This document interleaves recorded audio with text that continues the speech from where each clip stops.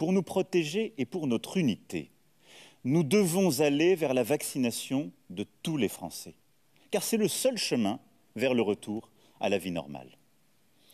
Dans un premier temps, pour les personnels soignants et non soignants, des hôpitaux, des cliniques, des maisons de retraite, des établissements pour personnes en situation de handicap, pour tous les professionnels ou bénévoles qui travaillent au contact des personnes âgées ou fragiles, y compris à domicile, la vaccination sera rendue obligatoire sans attendre. Pour tous nos compatriotes concernés, ils auront jusqu'au 15 septembre pour se faire vacciner. Il faut commencer dès maintenant. À partir du 15 septembre, des contrôles seront opérés et des sanctions seront prises. Il y a ensuite tous les autres Françaises et Français, les millions d'entre vous qui n'ont pour le moment reçu aucune injection. En fonction de l'évolution de la situation, nous devrons sans doute nous poser la question de la vaccination obligatoire pour tous les Français. Mais je fais le choix de la confiance et j'appelle solennellement tous nos concitoyens non vaccinés à aller se faire vacciner dès aujourd'hui au plus vite. Pour les collégiens, les lycéens, les étudiants, des campagnes de vaccination spécifiques seront déployées dans les établissements scolaires dès la rentrée. En complément de la vaccination, nous allons devoir mettre en place de nouvelles mesures pour freiner le virus.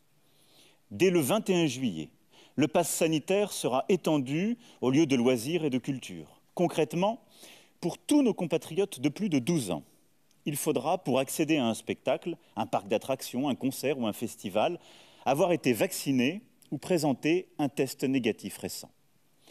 Ce pass est disponible sur l'application Tous Anti-Covid, mais chacun peut utiliser la version papier remise au moment de la vaccination. À partir du début du mois d'août, et cela parce qu'il nous faut faire d'abord voter un texte de loi et le promulguer. À partir du début du mois d'août, donc, le pass sanitaire s'appliquera dans les cafés, les restaurants, les centres commerciaux, ainsi que dans les hôpitaux, les maisons de retraite, établissements médico-sociaux, mais aussi dans les avions, trains et cars pour les longs trajets.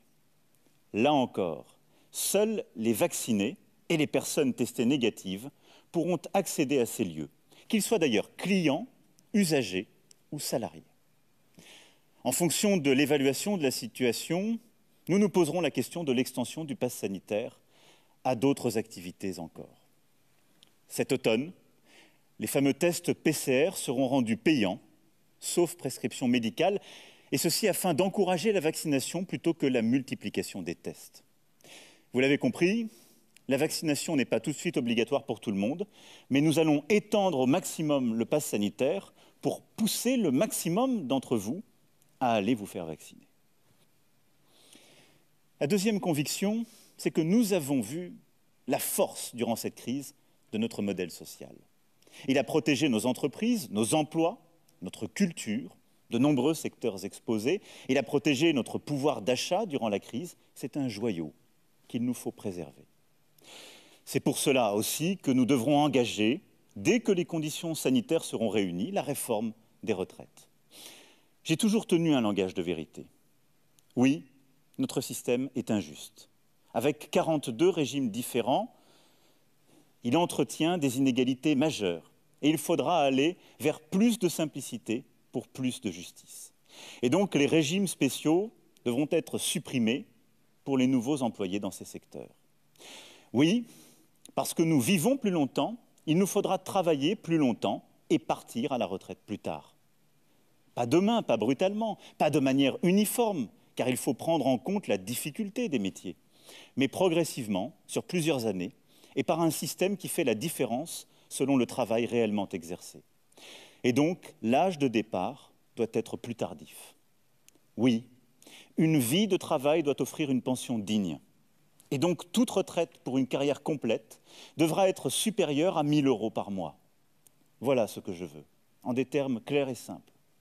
Alors, si je demande au gouvernement de Jean Castex de travailler avec les partenaires sociaux sur ce sujet dès la rentrée, je ne lancerai pas cette réforme tant que l'épidémie ne sera pas sous contrôle et la reprise bien assurée.